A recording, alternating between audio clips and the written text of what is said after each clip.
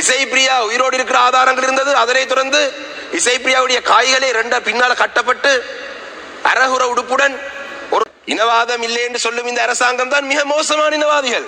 உறவுகளுக்கெல்லாம் வணக்கம். இன்றைய தினம் 15ஆம் தேதி பங்குனி மாதம் 2025ஆம் ஆண்டு. இன்றைக்கு நாங்கள் கதைக்கக்கூடிய விடயங்கள் என்னென்னு பாத்தீங்கன்னு சொல்லி சொன்னால் இரண்டு பிரதான விடயங்களை பற்றி கதைக்க இருக்கிறோம். முதலாவது விடயம் என்னென்னு பாத்தீங்கன்னு சொல்லி சொன்னால் எல்லாருமே தெரிந்த ஒரு விடயமாக இருக்கக்கூடிய நேற்றைய தினம் திருகோணமலையில இடம்பெற்றிருக்கக்கூடிய அந்த இரட்டை படுகொலை சம்பவம், அது தொடர்பாக ஒரு நீண்ட விளக்கம் மாதிரி இந்த காணொலியில கதைக்க இருக்கிறோம். இது ஒரு புறம் இருக்கு. மற்ற விஷயத்தை பற்றி என்ன கதைக்க போறோம் கேட்டீங்கன்னு சொல்லி சொன்னால், இன்றைய தினம் நாடாளுமன்ற அமர்வு நடந்து கொண்டிருந்தது. அந்த நாடாளுமன்ற அமர்வில் மட்டக்களப்பு பாராளுமன்ற உறுப்பினராக இருக்கக்கூடிய ராசமாணிக்கம் சாணக்கியன் பல்வேறுபட்ட விடயங்களை கோரியிருந்தவர்.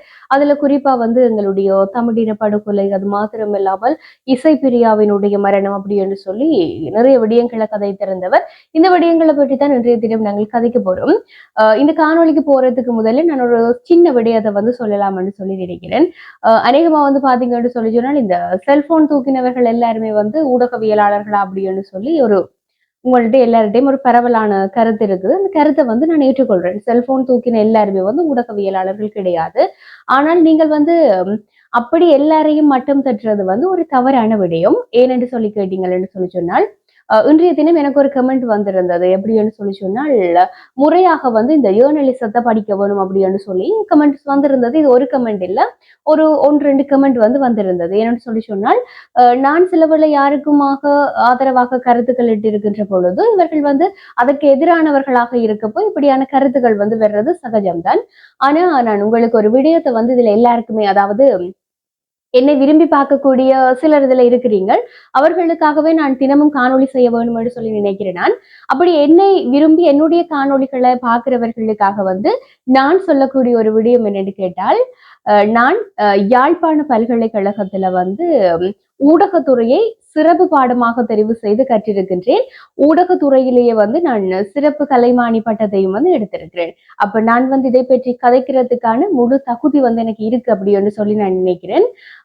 இது நான் எல்லாருக்கும் சொல்ல வேணும்னு சொல்லி நினைக்கிறேன். நான் என்னுடைய காணொலிகளை விரும்பி பார்க்கிறவர்களுக்கும் சில புரிதல் இல்லாதவர்களுக்குமாக நான் இதை சொல்றேன். ஆனா நான் எல்லா நேரத்திலும் நினைக்கிறேன், என்னை பற்றி எல்லாருக்குமே நான் ஒரு ஜஸ்டிஃபைய கொடுத்து கொண்டு இருக்கணும், எல்லாருக்குமே நான் என்னை பற்றி விளங்கப்படுத்தி கொண்டு இருக்கணும் என்று சொல்லி சத்தியமா நான் நினைக்கிறேன். இருந்தாலும் சிலருக்கு தெரியாம இருக்கும் தானே, அதுக்காக ஒரு சின்ன தெளிவுபடுத்தலுக்காக தான் இந்த ஒரு விடயத்தையும் சொல்றேன். அதை விட என்னன்னு சொல்லி சொன்னால், நான் இந்த ஊடக பிறப்புல ஒரு குறிப்பிட்ட காலம் இருந்திருக்கிறேன். அந்த அனுபவத்தின் அடிப்படையில தான் நான் இதை செய்து கொண்டிருக்கிறேன். அப்ப நீங்க என்னை பற்றி தவறா கதைச்சு எந்த ஒரு பிரயோசனமும் இல்லை என்று சொல்லிக்கொண்டு இன்றைய தினம் இந்த காணொலிக்குள்ள போவோம். சரி, என்னை பற்றிய விளக்கம் ஒரு புறம் இருக்கட்டும். இங்க நாங்கள் பேச வந்த விஷயத்தை பற்றி கதைப்போம். ஏன்னு சொல்லி சொன்னால், 1000 பேர் ஒரு 10,000 விடயங்களை கதைப்பிடும், எல்லாத்துக்கும் காது கொடுத்து கொண்டு இருக்க வேண்டிய தேவையில்லை தானே. இன்னைக்கு நாங்கள் கதைக்க வந்த அந்த விடயத்தை பற்றி கதைப்போம். என்னன்னு சொல்லி சொன்னால், நேற்றைய தினம் திருகோணமலையில் இருக்கக்கூடிய மூதூர் போலீஸ் பிரிவிற்குட்பட்டு தாகா நகர் பகுதியில ஒரு இரட்டை படுகொலை சம்பவம் நடந்திருந்தது. அது நீங்கள் அநேகமா நேற்று நடந்த சம்பவம் என்றதுனால எல்லாருமே அறிஞ்சிருப்பீங்க. அந்த சம்பவத்துல கைதாகி இருக்கக்கூடியவர் யார் என்று பாத்தீங்கன்னு சொல்லி சொன்னால், ஒரு 15 வயது இருக்கக்கூடிய ஒரு சிறுமி. சரி, இப்ப நாங்கள் இந்த சம்பவம் தொடர்பாக ஒரு சின்ன விளக்கத்தை பார்ப்போமே. என்னன்னு சொல்லி சொன்னால், இப்ப நேற்றைய தினம் இந்த திருகோணமலை மூதூர் போலீஸ் பிரிவிற்குட்பட்டு அந்த தாகா நகர் பகுதியில ஒரு இரட்டை படுகொலை சம்பவம் நடந்தது. இந்த படுகொலை சம்பவத்துல 2 வயதான பெண்மணிகள் தான் கொலை செய்யப்பட்டிருக்கிறார்கள். ஒரு நபர் 68 வயது இருக்கக்கூடியவர், இன்னும் ஒரு நபர் 74 வயது இருக்கக்கூடிய 2 சகோதரிகள் தான் கொலை செய்யப்பட்டிருக்கின்றார்கள். இந்த கொலையினை செய்தவர் யார் என்று கேட்டீங்கள் என்று சொல்லலாம். அதாவது இப்ப இந்த போலீசாரால கைதாகி இருக்கக்கூடியவர் யார் என்று கேட்டால், ஒரு 15 வயது இருக்கக்கூடிய இந்த இருவரினுடைய பேத்தி. அதிர்ச்சியா இருக்குல்லே. நேற்று இந்த தகவலுக்கு கேட்கல, எனக்கும் அப்படிதான் அதிர்ச்சியா இருந்தது. ஆனா நேற்று இந்த விடயத்தை பற்றி நான் பேசல, இன்றைக்கு நான் கதைக்க வேண்டும்ன்றதுக்காக கதைக்கிறேன். இந்த சம்பவத்தின் பின்புலம், அதாவது அந்த பிள்ளை அதாவது இப்படி இந்த கொலை சம்பவம் நடந்திருக்கு. ஒரு வரிசையில வருவோம். இப்படி இந்த கொலை சம்பவம் நடந்திருக்குது. அதாவது இந்த தாகா நகர் பகுதியில ஒரு குடும்ப நல உத்தியோகத்தராக பணியாற்றக்கூடிய ஸ்ரீதரன் தர்ஷினி என்பவரினுடைய இந்த 15 வயது இருக்கக்கூடிய மகள் ஸ்ரீதரன் தர்ஷினி என்கின்ற அந்த நபரினுடைய தாயார் மற்றும் பெரிய தாயாரைத்தான் கொலை செய்திருக்கிறார். இந்த கடந்த வியாழக்கிழமை இரவு வந்து இவ வந்து வேலைக்காக தாயார் வெளியில போயிருக்கிறா.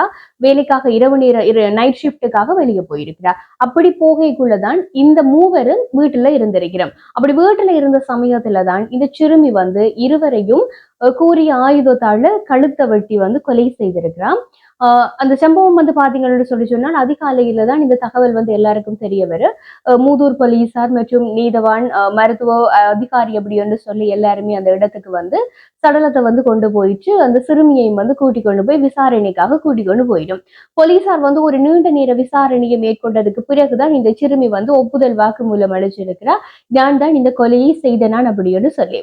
என்ன காரணம் என்று சொல்லி கேட்கக்குள்ள வந்து ஒரு திடுக்கிற ஒரு விஷயம் மாதிரி தான் இருக்குது. என்னன்னு கேட்டால் என்னுடைய பாட்டியார் என்னில அன்பு இல்லை, என்னில அக்கறை இல்லை, என்னை எப்ப பார்த்தாலும் பேசிக்கொண்டே இருப்பா, அதனாலதான் நான் கொலை செய்தேன் அப்படி என்று சொல்லி இருக்கிறார்.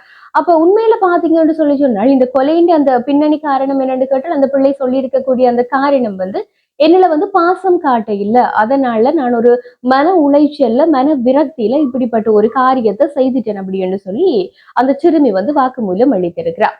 இது ஒரு புறம் இருக்கு. இதுக்கு பிறகு வந்து இப்ப வந்து அந்த சிறுமியை கைது செய்து நீதிமன்றத்துல முற்படுத்துறதுக்கான நடவடிக்கைகள் எல்லாம் முன்னெடுக்கப்பட்டு கொண்டு வருகிறது. சரி, இதெல்லாம் ஒரு பக்கம் இருக்கட்டும். இப்ப இந்த 15 வயது இருக்கக்கூடிய ஒரு சிறுமிக்கு அந்த கொலையை செய்திருக்கக்கூடியதற்கான அந்த அவ்வளவு தைரியம் அங்கே இருந்து வந்தது என்று ஒரு முதலாவது பெரிய கேள்வி இந்த விஷயத்த கேள்விப்பட்ட உடனே யோசிக்க தோணுது.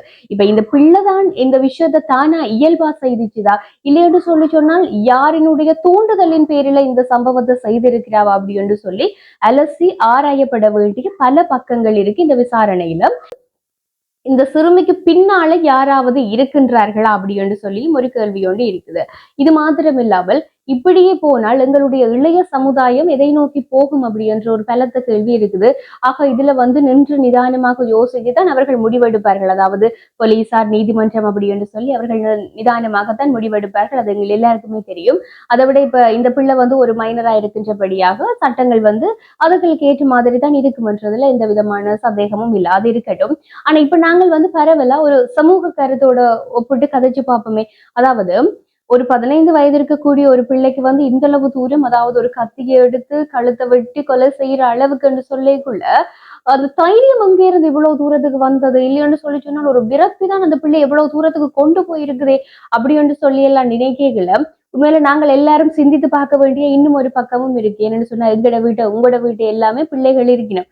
அப்படி இருக்கேக்குள்ள அவர்கள் எங்கேயாவது ஒரு இடத்துல வந்து சோர்வடையினம், எங்கேயாவது ஒரு இடத்துல வந்து தாங்கள் வந்து தனித்து விடப்பட்டிருக்கின்றார்கள் என்று உணர்கின்ற சமயத்துல வந்து தட்டி கொடுத்து நாங்க இருக்கிறோம் என்று சொல்ற அந்த ஆதரவுன்றது நாங்க கட்டாயம் கொடுக்கணும். இப்ப நாங்க கூட வளர்ந்தவர்களா இருக்கிறோம். ஆனா ஒரு கட்டத்துல எனக்கு யாருமே இல்லை என்று சொல்லி ஒரு விரக்தி ஒன்று ஏற்படையக்குள்ள அந்த விரக்தி வந்து பல்வேறுபட்ட கட்டங்களுக்கு எங்களை கொண்டு போகும்.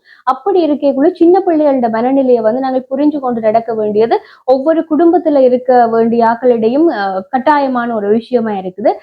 இதை வந்து நாங்க இனிமேலும் அவதானிச்சு பார்க்கணும். அதாவது சொல்லுவினே, இப்ப பிள்ளைகள் வந்து ஸ்கூலுக்கு போகணும், டியூஷன்ஸால வரையணும் என்று சொல்லி சொன்னால் அந்த நாள் முழுக்க என்ன நடந்தது என்று சொல்லி நாங்க போர் அடிக்காம இருந்து கேட்க வேண்டும். அப்படி கேட்கக்குள்ளதான் நம்ம எங்கள்கிட்ட, அதாவது நாங்கள் ஃப்ரெண்ட்லியா வந்து சில விஷயங்களை கதைக்குள்ளதான் அவையும் எங்களோட நட்பு ரீதியா பல்வேறுபட்ட விஷயங்களை வந்து கதைச்சு கொள்ளணும். அப்ப வந்து இந்த தவறுகள் நடக்கிறதுக்கான வாய்ப்புகள் குறைவா இருக்கும்.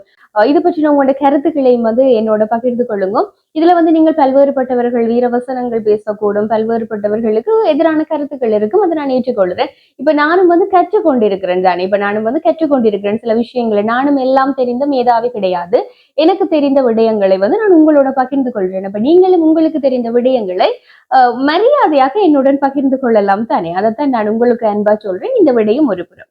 இரண்டாவது விடயம் என்னன்னு கேட்டால், இன்றைய தினம் நடைபெற்ற அந்த பாராளுமன்ற அமர்வுல மட்டக்களப்பினை பிரதிநிதித்துவப்படுத்தக்கூடிய தமிழரசு கட்சியினுடைய பாராளுமன்ற உறுப்பினராக இருக்கக்கூடிய ராசமாணிக்கம் சாணக்கியன் பல்வேறுபட்ட விடயங்களை வந்து இன்னைக்கு பாராளுமன்றத்துல கதறி திறந்தவர்.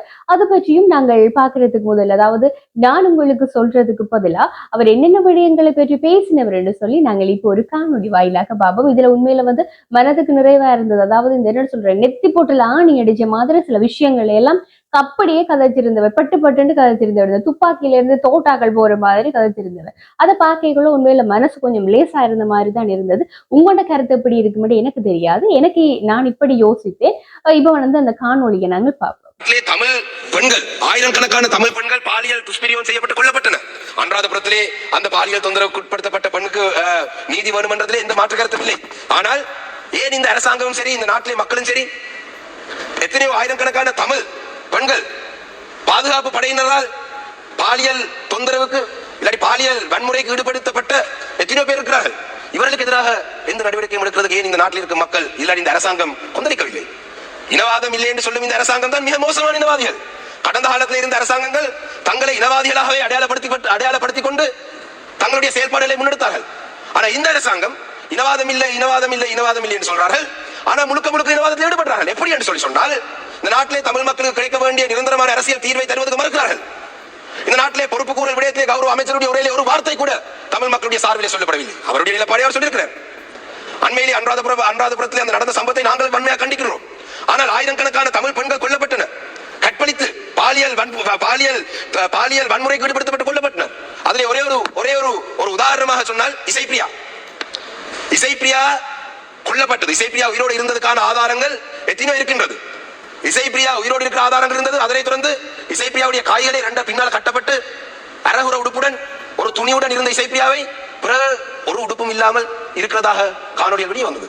அப்ப இந்த விடயத்தை பற்றி அவர் இசைப்பிரியா ஒரு பெண் இல்லையா? இசைப்பிரியாவுக்கு இந்த நாட்டிலே நீதி தேவையில்லையா? இதுல let me read this article about Isaipriya. Isaipriya is sitting in a swamp. She is only partly clothed. She looks dazed and confused. There's no clue as to how on earth she got there and why she is all alone. Some speculate that she'd been trying to escape the bloody final showdown. She's helped to her feet and looks completely uninjured. This is an important observation because she was not to remain for so long. The soldiers think she's the Tamil rebel leader's daughter. She's not, she says. They find a length of white cloth to wrap around her. It's the same cloth that Southside, in a photograph Channel 4 news later obtained from a Sri Lankan soldier. In his photograph dated later the same day, 18th May, Isaipriya is dead. Her hands are tied behind her back. Right? There's also now a long jacket cut across her face. That grim footage comprises of the part of the notorious executive video which shows shooting dead. You don't need much of an imagination to figure out what had happened. Right? Now, this Isaipriya, it's very clear that Isaipriya was alive. ஆக இன்றைக்கு நாங்கள் இப்படியான விடயங்களை பற்றி தான் கதைத்திருக்கோம். இது தொடர்பான உங்களுடைய கருத்துக்களையும் என்னோட பகிர்ந்து கொள்ளுங்க.